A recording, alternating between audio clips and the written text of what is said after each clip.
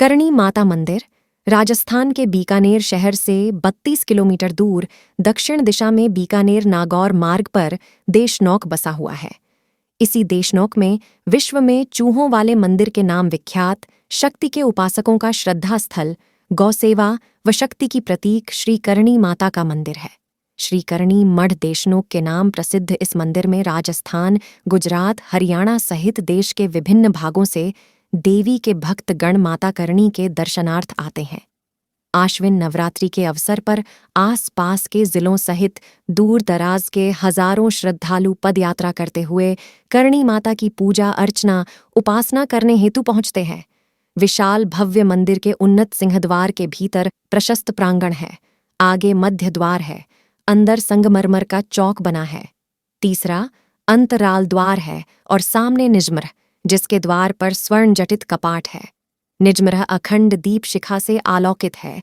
निज मंदिर के ठीक मध्य में माता श्री करणी जी की प्रतिमा स्थापित है। मंदिर में जिधर नजर दौड़ाई जाए उधर चूहे ही चूहे नजर आते हैं। इस पवित्र मंदिर में लगभग 25,000 चूहे रहते हैं। इन चूहों को काबा कहा जाता है। इन्हीं काबों में एक सफेद काबा भी किसी को कभी कभार दिख जाती है। ऐसी मान्यता है कि जिस पर माता की खास कृपा हो, सफेद काबा उसे ही नजर आती है। करणी माता के वंशज ही माता के पुजारी हैं, जो बारी बारी से एक एक मास पूजा करने का दायित्व संभालते हैं। करणी माता द्वारा भुआ की अंगुलियों को ठीक करने का वाक्य इस प्रकार है। मातेश्वरी करणी जी ने प्रसूति के समय ही अपनी मां को चतुर्भुज रूप में दर्शन दिए। देवल देवी खुश होकर प्रार्थना करने लगीं। मूर्छा दूर होने पर देवल देवी ने उसी शिशु को अपने पास सोया हुआ पाया। शिशु की आवाज सुनकर मेहा जी की बहन ने दाई से पूछा, लड़का हुआ है या लड़की? दाई ने उत्तर दिया, लड़की। ये सुनकर मेहा जी की बहन को बहुत दुख हुआ। वह अपने भाई के पास जाकर और अपनी अंगुलियों को गोलाकार बनाकर बोली, 6 तो आगे ही है, ये 7वां पत्थर फिर आ गया। मेहा जी को भी चिंता हुई, मगर उन्होंने ये कहकर, होई है सोई जो राम रचि राखा, मन चाहा कब किसका होता है, चित्त को सांत्वना दी। मगर भुआ की अंगुलियां उसी वक्त टेढ़ी हो गईं और देवी श्री करणी जी की कृपा न होने तक वैसी ही बनी रही। भुआ ने सोचा कि अंगुलियां बांधी होने के कारण टेढ़ी हो गई है। वे ये नहीं जान सकी कि ये तो शक्ति के उपहास का फल था। कुल परंपरा के अनुसार यथा समय इनका नामकरण संस्कार संपन्न हुआ। इनका नाम रिधुबाई रखा गया।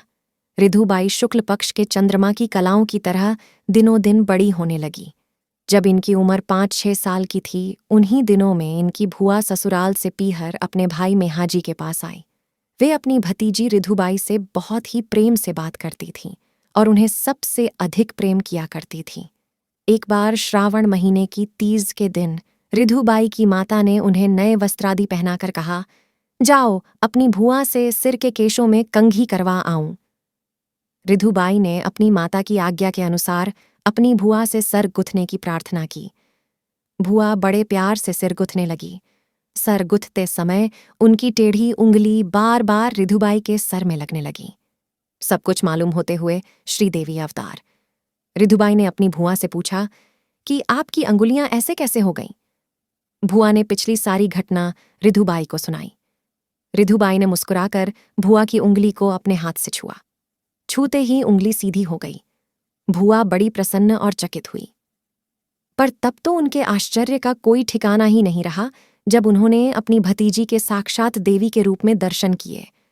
रिधुबाई की ये करणी भुआ को बड़ी अलौकिक लगी। उन्हें विश्वास हो गया कि ये लड़की कोई साधारण लड़की नहीं है, ये तो साक्षात देवी है। उसी दिन से भुआ ने रिधुबाई को करणी नाम से पुकारना शुरू कर दिया। अंततः अपनी अलौकिक करनियों के कारण रिधुबाई श्री करणी जी के नाम से ही प्रसिद्ध हुई।